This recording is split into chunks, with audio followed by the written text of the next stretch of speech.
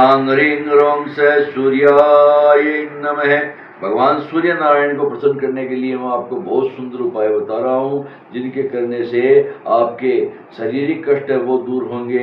और ये ग्रह की राजा है, सभी ग्रह है इनके अधीन ही रहते हैं, तो और ग्रहों की परेशानी है वो भी भगवान सूर्य नारायण के और जप करने से, पूजा करने से, पूजा और हवन करने से। हवन इसके अंदर विशेष करके ये होता है, एक तो आम की लकड़ी का, एक इसके अंदर आग की लकड़ी का, अरख की लकड़ी है उसका, और देसी घी के अंदर है, और साथ के अंदर आप तिल, जो चावल, चीनी है ये भी डाल सकते हैं, आप गूगल भी डाल सकते हैं, जिससे घर की नकारात्मकता भी खत्म हो। और ये ज़्यादातर हवन है घर के अंदर करना चाहिए, जिससे आपको कोई दिक्कत नहीं होगी।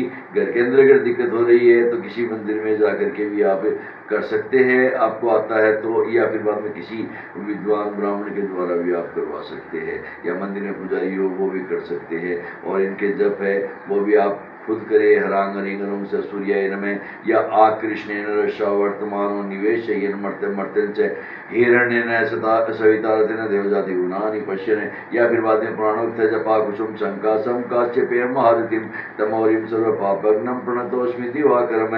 इन 3 मंत्रों में से आप कोई भी जप कर सकते हैं, और इनको नहीं कर सकते आप यज्ञोपवीतधारी है तो आपको सूर्य की गायत्री जो मंत्र है वो भी सूर्य की उपासना है, तो इसके अंदर आपको सूर्य का मंत्र सिद्ध करने के लिए आपको सबसे पहले गुरु मंत्र और गायत्री मंत्र है कि ओम भूर्भुवः स्वः ओम तत्सवितुर्वरेण्यं भर्गो देवस्य धीमहि धियो यो नः प्रचोदयात्। इस मंत्र का जाप करें, 11 माला, 21 माला, 51 माला ऐसे करनी चाहिए आपको। और गायत्री है, गायत्री की 1 माला तो आपको नित्य प्रति करनी चाहिए, जिससे आपके इस जन्म का ही नहीं, पूर्व जन्म के भी जो किए हुए पाप है वो भी नष्ट होते हैं। गायत्री है देव माता है, वेद माता है, पितृ माता है, मनुष्य की माता है, सभी प्रकार की माता है। और ये 24 गायत्री है, इनमें से आप जो जिस मंत्र मैं बोला हूँ इसका जब आप 1 माला के अंदर नित्य करें, आपको पूर्ण फायदा होगा।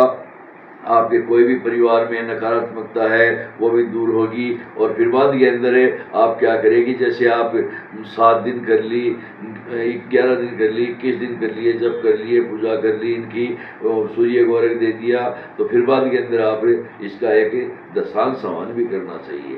तो हवन के अंदर भी विशेष करके गायत्री की आहुति लगनी चाहिए। तो गायत्री की आहुति है ये उपांशु जप है।